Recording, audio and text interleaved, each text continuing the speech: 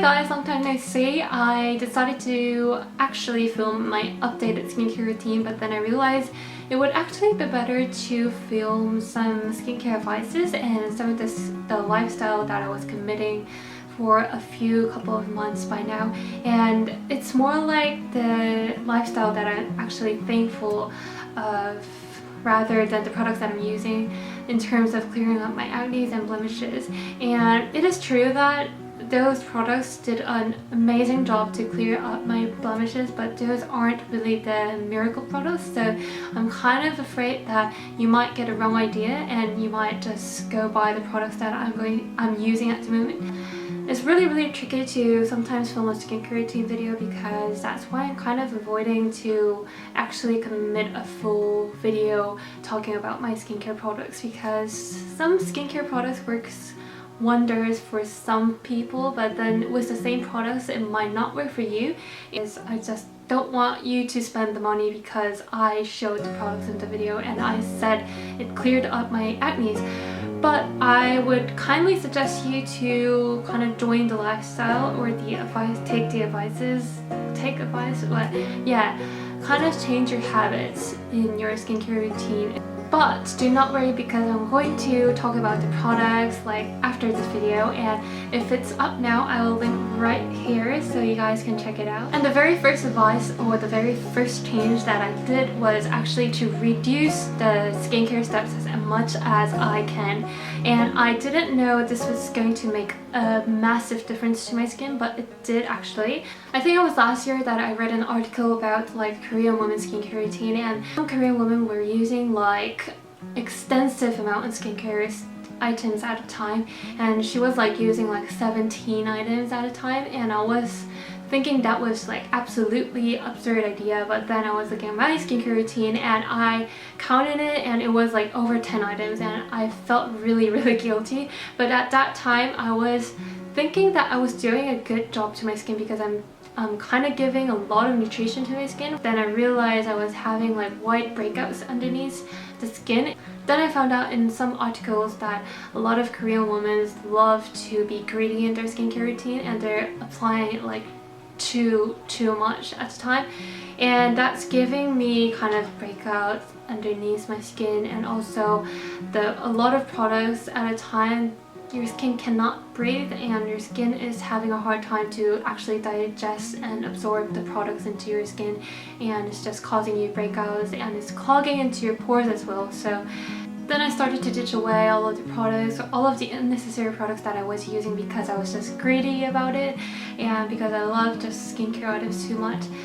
I tried to reduce it down to toner, serum, and a moisturizing cream, and it is just so good enough with it. It's just moisturizing enough. It is not causing any blemishes or like whiteheads inside of your skin, and it was actually letting my skin to actually breathe more, and it was helping my skin to rejuvenate it by itself. Because otherwise, if you use a lot of products, a lot of skincare items, especially a lot of serums at a time, your skin is just going to be reliant on that serum or the skincare product that you're using. I would say don't be too greedy in your skincare routine, and just try to minimize the amount you're using and the steps you're using at a time. The next change in my life was kind of a very personal issue, because I was just a skincare junkie. I just couldn't stop buying new items, and I was just rotating products like every week, and I wasn't really stubborn in my skincare routine. For you guys, I just wanted to give you one special advice, that do not switch products like too often. And that's really basic, that's really easy to actually take action to, but it's really hard for me to do it. But I came clean, and I'm not really switching products, not rotating a lot of products every week. I'm quite stubborn with my skincare routine at the moment. It's been probably good 5 months that I'm using, and I'm sticking to the products that I used last week, so my skin is not as sensitive as it was last time. So yeah, I just wanted to give you the advice that don't switch products every week like me, like I did.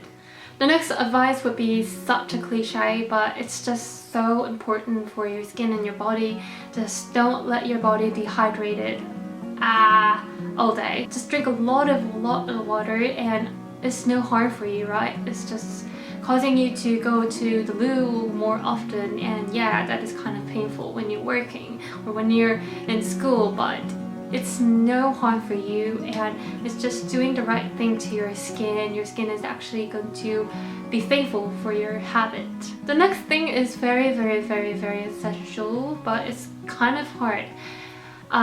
Being hygienic for me was the biggest issue because I thought like acne is related to bacteria, so I don't want my skin to be exposed to the bacteria and the dirty environment. And I change the pillowcase probably every day. I put a towel and I change the towel every day when I go to sleep because there are a lot of like dust in your pillowcase if you didn't know that.